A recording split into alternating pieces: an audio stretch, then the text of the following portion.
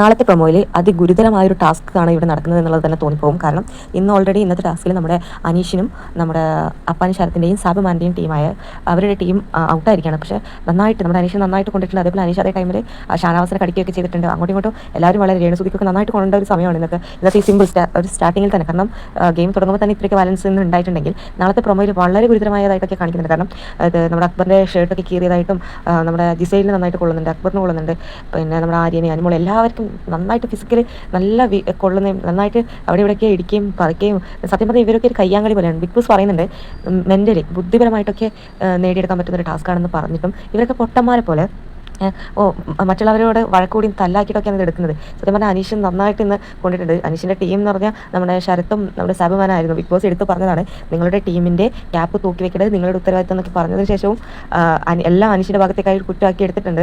നാളത്തെ എപ്പിസോഡും കൂടി കാണുമ്പോൾ നമുക്ക് മനസ്സിലാവും.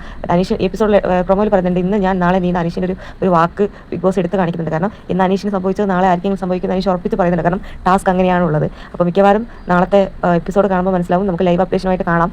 എന്തൊക്കെയോ സംഭവിക്കുന്നുണ്ട്. സത്യം പറഞ്ഞാൽ എന്തൊക്കെ ആയിരിക്കും അവസാനം ഇവിടെ നടക്കാമെന്ന് പറയാനേ പറ്റാത്ത അത്രയ്ക്കും കഠിനമായിട്ടൊക്കെ കാണുന്നുണ്ട്. കൂടുതൽ ലൈവ് അപ്ഡേഷനുമായി കാണാൻ ചാനൽ സബ്സ്ക്രൈബ് ചെയ്ത് ലൈക്ക് ചെയ്യുക.